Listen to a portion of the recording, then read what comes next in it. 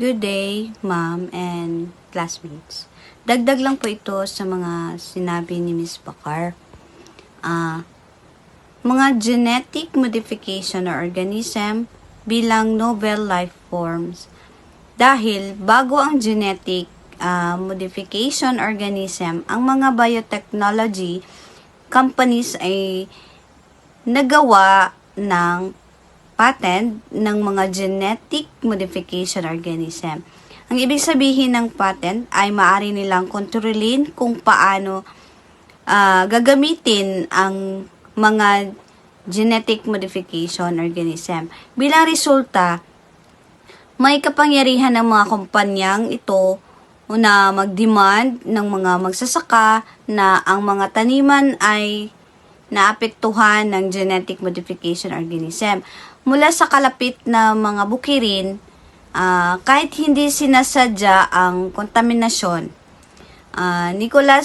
Nicolotion 2014. Ang halimbawa naman dito ay isang magsasaka ng bukirin ay nalipatan ng taniman ng mga buto mula sa kalapit na sakahan na gumagamit ng genetic modification organism seeds. Kahit hindi sinasadya, pwedeng idemanda ng GMO company ang magsasaka dahil sa legal na paggamit ng kanilang patented product. Next po is banta sa sovereignty ng magsasaka at seguridad ng pagkain.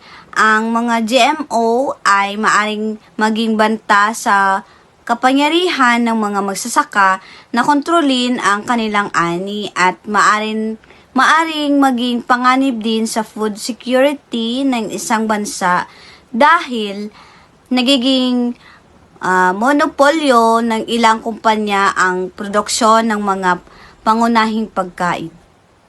Pangako ng mas magandang pagkain, ang GMOs ay nangangako ng mas matibay na pagkain na hindi madaling masira, labanan ang mga peste or insects na kumakain ng mga palayan, at makayanan ang matinding kondisyon ng panahon na nakakapukaw ng interes sa maraming tao.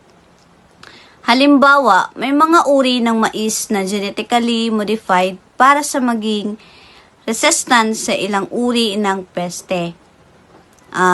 Dahil dito, mas kaunti ang kailangan ng mga pesticides na ilagay sa mga palayan or sa mga maisan, maraming ani ang mapupunta sa merkado. Debate sa teknolohiyang ito, ang paggamit ng GMOs ay isang malaking paksa na debate sa ika-21 siglo. Bagaman, bago pa lamang ang teknolohiyang ito, marami ang nagtatanong kung bakit ba dapat ito yakapin o bilang isang solusyon o katakutan bilang posibleng banta sa sustainable ng supply ng pagkain. Ang halimbawa dito is ang golden rice, isang GMO carb na mayaman sa vitamina A, ay inimbento upang makatulong sa mga bansang may kakulangan sa nutrisyon. Ngunit, tinutulan ito ng iba dahil sa mga alalahanin sa kaligtasan at monopolyo ng mga kumpanya. Ang pangunahing tanong dito ay kung ang mga GMO ba ay dapat yakapin bilang solusyon sa mga problema sa pagkain o dapat bang katakutan ito dahil sa mga potensyal na banta sa mga magsasaka at sa kalikasan. Thank you, that's all.